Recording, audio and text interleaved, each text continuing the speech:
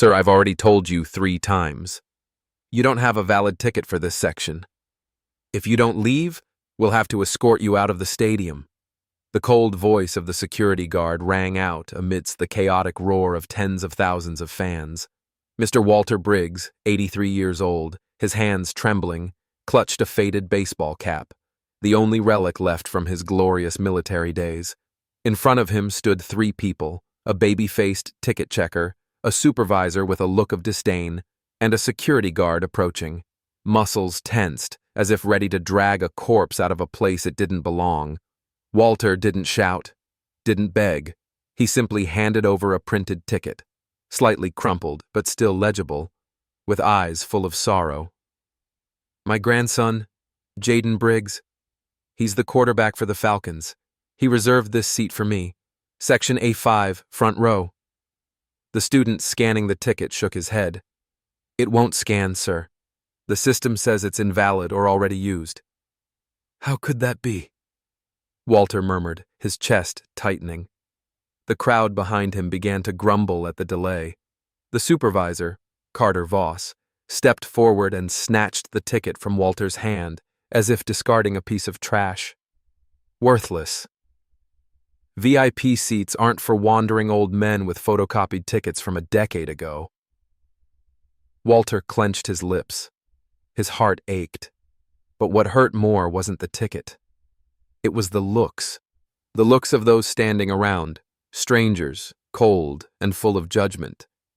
You don't have a valid ticket, no family pass, and no reason to be here, unless you'd like to be dragged out in front of the whole stadium. Walter said nothing. He had once obeyed a retreat order under aerial bombardment. He had once stared death in the face without blinking. But today, he was trembling. Not out of fear, but because he was about to break a promise to his grandson. A simple promise. I'll be there when you win. And now, all he received in return were 3 hands ready to pull him out of the dream he'd carried through 30 years of service. Just 1 day to be a normal grandpa. This is your final warning. Step aside. Carter Voss's voice barked, no longer annoyed, but a sharp command, drowning out the cheers inside the stadium. You are not allowed here. No ticket, no ID, nothing. You're holding up the line. Walter stood frozen, as if nailed to the ground. The ticket, the paper he had trusted through 3 buses that morning, was blown from his hand by the wind, landing on the ground like a blatant insult. I just what? Everyone's got a grandkid on the team now? Carter snapped, then turned to the 2 security guards beside him, both young, bulky, and showing no signs of mercy. Take him out. I won't say it again. Hey, don't touch me. Walter's voice trembled, but it was clear. Sir, please step outside. Immediately. One of the guards grabbed his elbow. The grip was tight, not painful because of force, but because of humiliation. Walter didn't resist, didn't shout. He swallowed hard and nodded, as if swallowing an unjust shame. The grandstand fell silent for a brief second. A few sympathetic looks. Some turned away. But most raised their phones, recording an old man being escorted out for ticket fraud. Walter walked slowly down the aisle between rows of seats. Each step crushed a piece of his dignity. As they neared the stadium exit, Walter suddenly stopped. Something inside him stirred, a distant memory, long buried in darkness. Wait, he spoke, his voice lowered but strangely echoing through the quiet hallway. If any of you know General Ezra Maddox, tell him this. Walter Briggs, the man who saved his life in Kandahar, is being thrown out of this stadium in the middle of his grandson's game. That sentence echoed, filled with challenge, pain, and pride. The guard scoffed. A general? What, is he in the clouds now? But someone else heard. A woman in a blue blazer, sitting by the aisle wearing an alumni badge, whipped her head around. Her eyes lit up at the name. Ezra Maddox.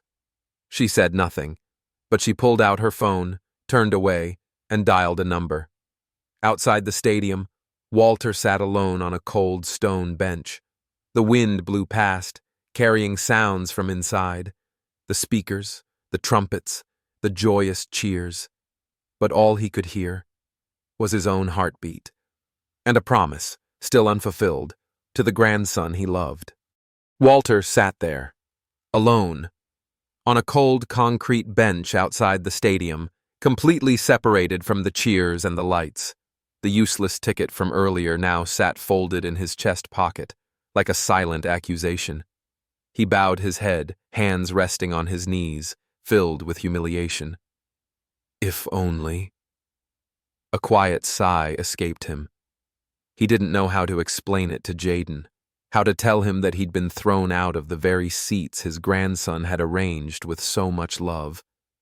And then, the noise vanished. Not just quieted, but completely silent. A strange, chilling silence, as if time inside the stadium had frozen. Walter looked up. Through the gaps in the structure, he could see the stadium's giant screen suddenly change color. Black letters on a white background appeared. Match paused. Emergency announcement in progress. The loudspeakers crackled to life. A voice began to speak, a voice that needed no introduction, because just by hearing it, you knew it didn't belong to an ordinary man.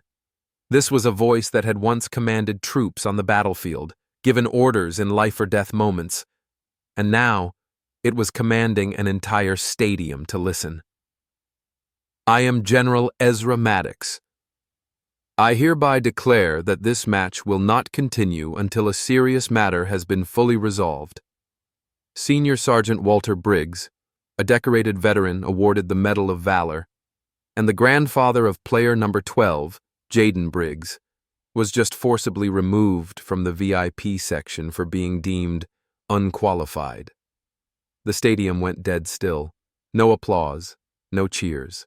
Only the general's voice, each word landing like a hammer, echoing across every tier. This man once saved my life, during an operation nearly 3 decades ago. No one in this stadium has the right to humiliate him. No one. To treat him as a fraud, as some old man without proper credentials, is not only an insult to Mr. Briggs, it is an insult to every person who has ever worn the uniform and sacrificed for this country. The match will not resume, not for 1 minute, until Mr. Walter Briggs is invited back to his seat, escorted personally by the university president and the head of stadium security, along with a formal, public apology.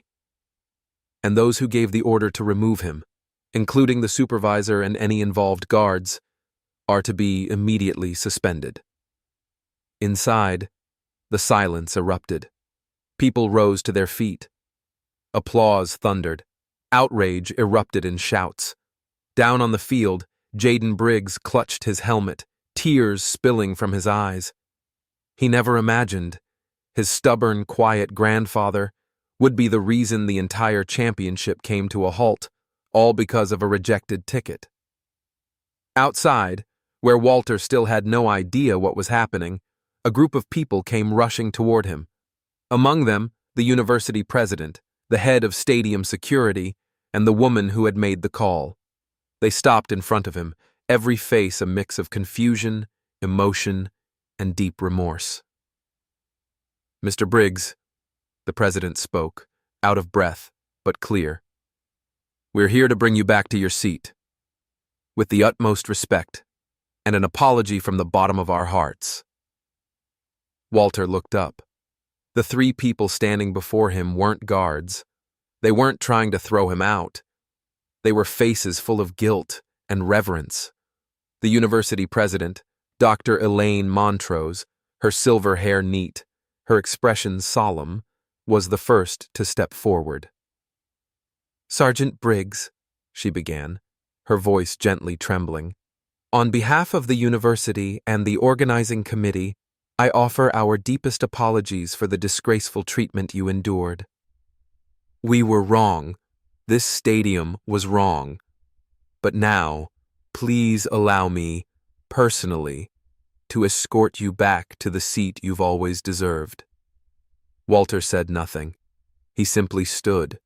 His back remained straight, his eyes still bright, though slightly damp. Slowly, he nodded. As the group re-entered Section A5, the stadium erupted once more. Row by row, people rose. Applause rang out. Eyes followed the old veteran as he walked, arm in arm with the university president, step by step down the aisle, into the heart of the arena. General Ezra Maddox had left the VIP section.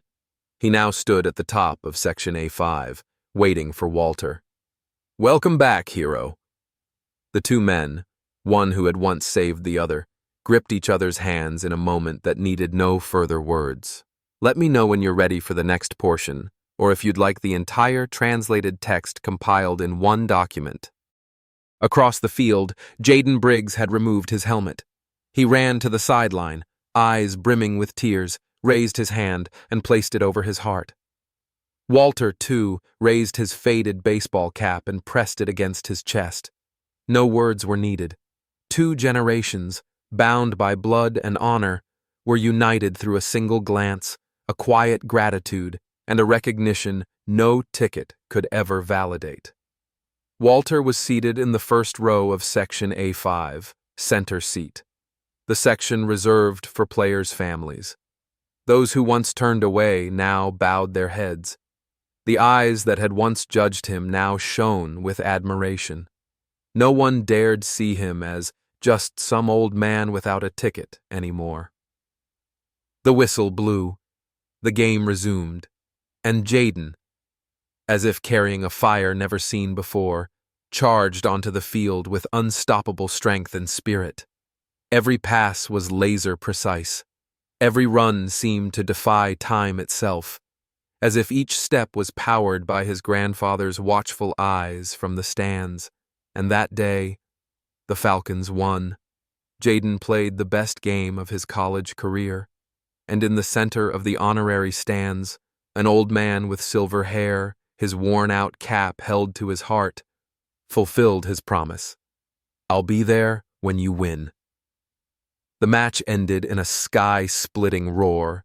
Fans poured out of the stadium, waving flags, shouting, celebrating the Falcons' victory. But that day, the greatest triumph wasn't on the scoreboard. In the media center, reporters crowded around the coach, Jaden, and the event organizers. But the name on everyone's lips wasn't the one who scored the winning touchdown. It was the old man who was kicked out, then came back and stopped the entire game. Across forums, live streams, and social media, who is he? Why would a general halt a game for an old man? Was he really a hero?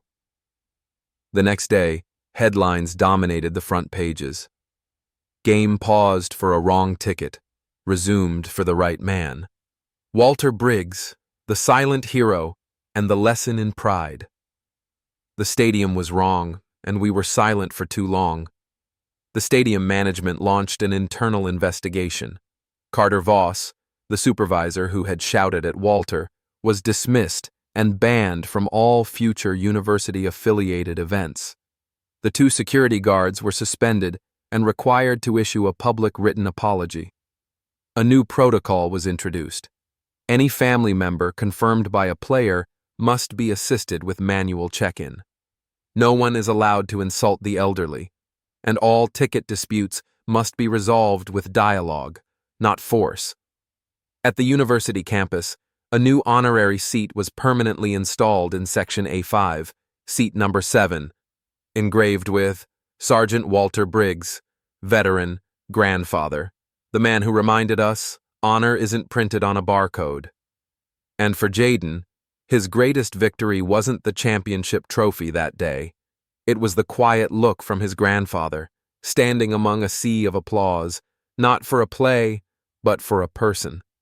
Walter Briggs never needed praise. He only wanted a place to sit, near his grandson, as promised long ago.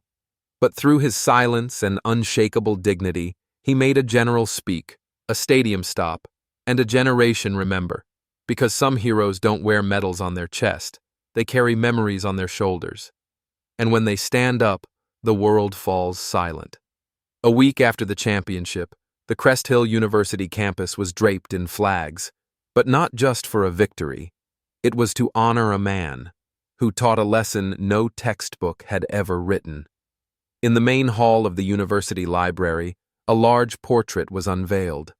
Walter Briggs, in an old suit, holding his faded baseball cap, right hand over his heart, eyes gazing toward the field. Beneath it, a bronze plaque read, "A grandfather who needed no QR code." He was identified by sacrifice, by character, and by the way he endured in silence until justice spoke on his behalf. In the classroom, a communications professor played the clip of General Maddox's speech and asked the students, "How many of us have seen something wrong, but stayed silent because it wasn't our business?" No one answered, but everyone understood.